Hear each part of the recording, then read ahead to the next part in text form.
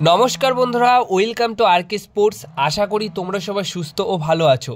আজকের এই ভিডিওতে মোহনবাগান দলকে নিয়ে কিছু গুরুত্বপূর্ণ আপডেট শেয়ার করার রয়েছে, তাই একটু স্কিপ না করে ভিডিওটা শেষ অবধি দেখতে থাকো এবং এই চ্যানেলে প্রথমবার এসে থাকলে চ্যানেলটিকে তোমরা সাবস্ক্রাইব করে রেখো। তো পরপর তিনটে ডার্বি ম্যাচ কিন্তু মোহনবাগান দল এই বছরের শুরুতেই জিতে নিল। প্রথমত সিনিয়র টিম, তারপর আন্ডার 15 টিম, এখন কিন্তু আন্ডার 17 টিম। হ্যাঁ, আজকের দিনে দাঁড়িয়ে আজকে কিন্তু অনূর্ধ্ব 17 ইউথ লিগের ডার্বি ম্যাচ ছিল। তো অনূর্ধ্ব 17 ইউথ লিগের যে ডার্বি ম্যাচ, সেই ডার্বি ম্যাচে কিন্তু 1-0 গোলে হারিয়ে দিয়েছে মোহনবাগান দল ইস্টবেঙ্গল এফসি দলকে। হ্যাঁ, অনূর্ধ্ব 17 টিমটা দুর্দান্ত পারফরমেন্স কিন্তু আজকে করেছে ডার্বি ম্যাচে, যেখানে আদিত্য মণ্ডলের করা একমাত্র গোলে অনূর্ধ্ব 17 ইউথ লিগের ডার্বি ম্যাচে জয় পেয়েছে মোহনবাগান দল। তো আদিত্য মণ্ডল দুর্দান্ত একটি গোল করেছেন, যেখানে আদিত্য মণ্ডল কিন্তু ডি বক্সের বাইরে থেকে গোলে শট নিয়েছিল এবং সেই বলটাই ইস্টবেঙ্গল এফসি দলের একটি প্লেয়ারের গায়ে লেগে বলটা কিন্তু গোলের মধ্যে যায়। সেখান থেকে ওই একটা গোলের মাধ্যমেই বা একটা গোলের ফলেই কিন্তু মোহনবাগান দল আজকে আবার কিন্তু ইস্টবেঙ্গল এফসি দলকে হারিয়ে দিল। তো পরপর তিনটে ডার্বি ম্যাচ কিন্তু মোহনবাগান দল জিতে নিল ইস্টবেঙ্গল এফসি দলকে হারিয়ে। সিনিয়র টিম, আন্ডার 15 টিম এবং আন্ডার 17 টিম, এই তিনটে টিমের কিন্তু বড় জয়, পরপর তিনটে জয় কিন্তু মোহনবাগান দল পেয়ে গেল। এবার যে আপডেটটা শেয়ার করব সেটা হচ্ছে অভিষেক কুমার মণ্ডল।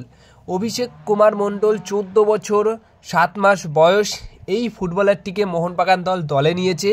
এই ফুটবলারটি কিন্তু 18 থেকে 19 বছর বয়সে গিয়ে মোহনবাগান দলের সিনিয়র টিমে চান্স পাবে বা সিনিয়র টিমে নিজের জায়গাটা পাকা করে নেবে, এইটুকু তোমাদেরকে বলতে পারি। কারণ সেরা লেভেলের একটা ডিফেন্ডার কিন্তু মোহনবাগান দল খুঁজে নিয়ে এসছে এবং এই প্লেয়ারটি হতে পারে ঘরের ছেলে। ঘরের ছেলে বলতে এই প্লেয়ারটি এর আগে কোনো একাডেমি বা কোনো প্রফেশনাল ক্লাবে থেকে আসেনি, একদম সরাসরি মোহনবাগান দল তাকে খুঁজে নিয়ে এসে তাকে সই করিয়েছে বা সুযোগ দিয়েছে।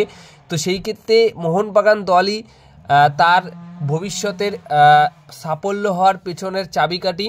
এখন তিনি তার ভালো পারফরমেন্সটা তুলে ধরলেই ভবিষ্যতে সিনিয়র টিমের হয়ে দুরন্ত পারফরমেন্স তিনি করতে পারেন এবং সিনিয়র টিমে ডাক পেতে পারেন।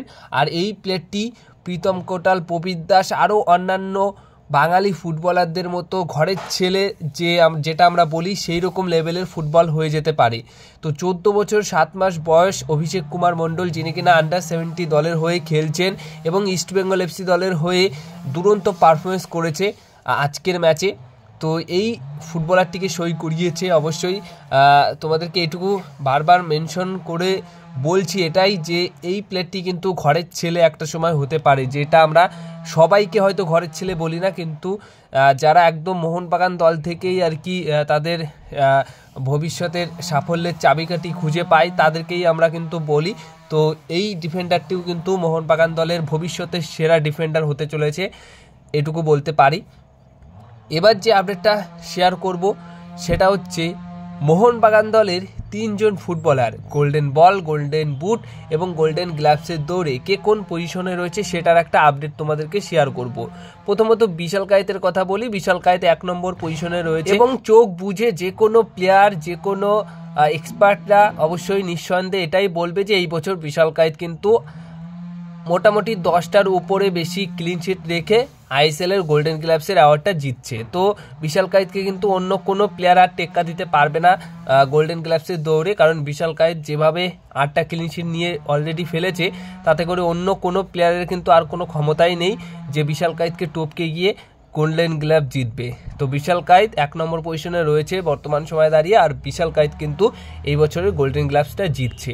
কথা হচ্ছে গোল্ডেন বল এবং গোল্ডেন বুট, এই দুটি অ্যাওয়ার্ড কি মোহনবাগান দলের কোনো 2 ফুটবলার পেতে পারে? সেইটুকু চান্স কি মোহনবাগান দলের প্লেয়ারের আছে? তো অবশ্যই আছে।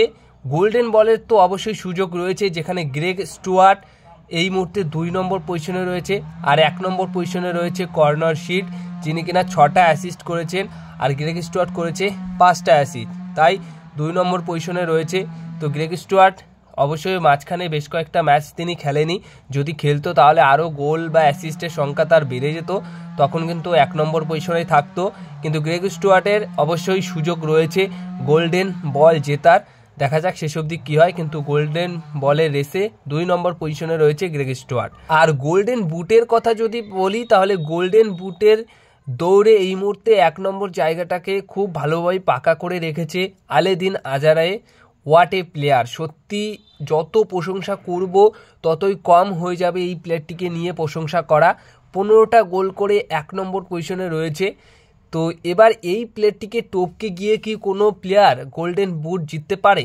তো আমি এক কথাই বলবো যে না, কোনো প্লেয়ারের সেই রকম ক্ষমতা হয়তো এই সিজনে অন্তত নেই। কারণ যেভাবে 15টা গোলের একটা লিড নিয়ে এগিয়ে রয়েছে বা 15টা গোল করে ফেলেছে আলেদিন আজারায়ে এবং সেরা ফর্মে রয়েছে, কোনো রকম ইনজুরি নেই, আরও গোল করবে, তাতে করে অন্য কোনো প্লেয়ারের আর সেই রকম ক্ষমতা নেই যে তিনি গোল বেশি করে আলেদিন আজারায়েকে টপকে যাবে।